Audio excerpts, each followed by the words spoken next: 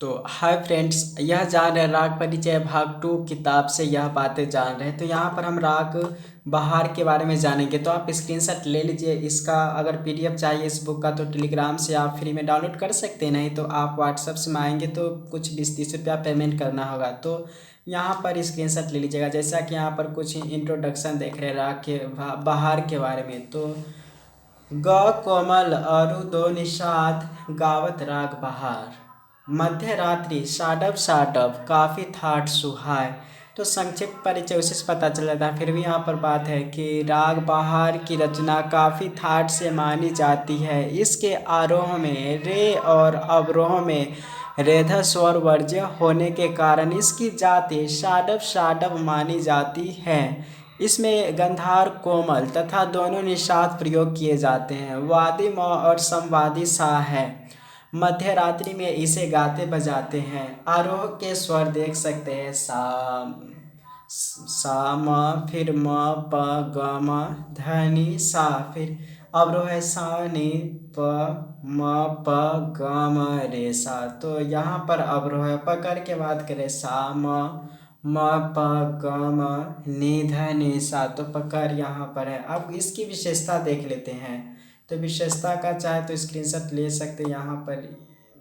तो किसी भी प्राचीन ग्रंथ में इसका उल्लेख नहीं मिलता बाहर का, अतः यह स्पष्ट है कि इस राग की रचना मध्य काल में हुई।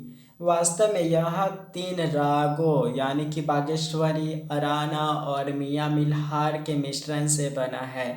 स्वयं भातखंडे जी ने क्रमिक पुस्तक भाग 4 में बहार राग के लक्षण गीत के अंतर्गत लिखा है।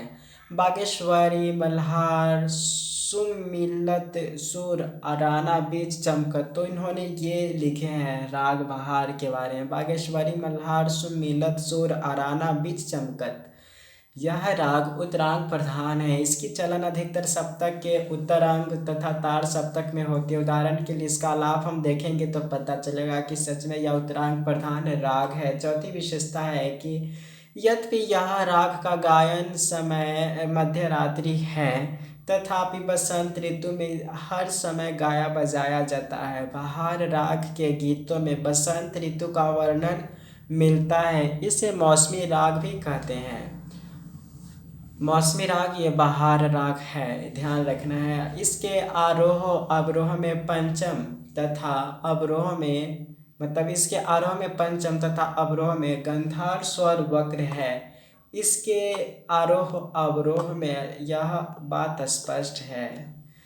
छठा विशेषता है कि आरोह में शुद्ध निषाद और अवरोह में कोमल निषाद प्रयोग किया जाता है। कभी कभी अवरोह में शीघ्रता के साथ कुछ गायक कोमल नि प्रयोग कर लेते हैं, जैसे ग म ध नि रे सा। इस प्रकार के प्रयोग से बागेश्वरी अंग अस्पष्ट होता है। तो विशेषता आप खुद से लिखकर इसको अच्छे से समझेंगे। इस राग की प्रकृति चंचल है, तो इसमें बड़ा ख्याल तथा मस्जिद खानी गते सुनने को कम मिलती है, क्योंकि प्रकृति चंचल होते हैं इसीलिए। लेकिन इसमें ठुमरी तो गाया ही जाता है प्रकृति चंचल होने के कारण। न्यास के स्वर साम और प है। सम प्रकृति राग इसका मियाँ मल्हार है। तो यहाँ न्यास के स्वर आता है तो ध्यान रखना है। जैसा कि यहाँ पर देख रहे हैं कि इसमें जो बाहर काफ़ी थार से तो है ही, इसकी जाति ये दोनों है। इसमें गंधार ये वादी म और संवादी सा है, तो ये आपको ध्यान रखना है। जैसा कि वादी म और संवादी सा, तो राग भैरवी में भी इसी तरीक़ा से होता है। तो न्यास के स्वर जो ये तो है, वादी संवादी तो होगा ही, एक आध और दूसरा स्वर को रख लिया जाता है न्यास के स्वर में। तो अधिकतर हम सा म और प पर रुकते, तो इसलिए न्यास के स्वर है। विशेष स्वर संगतियाँ हैं, तो स्क्रीनशॉट इसका ले लीजिए, लिख लीजिए। प्रारंभिक अलाप यहाँ पर इतना सारा है प्रारंभिक अलाप, तो इसका भी उम्मीद है अगर आप देख रहे होंगे तो स्क्रीनशॉट ले ही लिए होंगे। उसका 3 ताल में तालबद्ध अलाप, 3 ताल में जो अलाप है इसको भी स्क्रीनशॉट हाई क्वालिटी में करके ले लीजिए। उसके बाद ये भी तान का भी स्क्रीनशॉट ले लीजिए। उसके बाद यहाँ पर कुछ प्रश्न है कि प्रत्येक तालबद्ध अलाप और तान के बाद खाली से शुरू होने वाले गीत की प्रथम लाइन गाइए। तो ये तो बात गुरुजी समझा दी होंगी आपको, तो स्क्रीनशॉट ले लीजिए। अगर ज़रूरी है तो कुछ प्रश्न है तो वो कर सकते। तो इस तरीके से हमने राग बहार के बारे में जाने। इसी तरीक़ा से और भी कोई राग जानने के लिए या म्यूज़िक जो थ्योरी पढ़ने के लिए चैनल को ज़रूर सब्सक्राइब करिए। तो थैंक्स।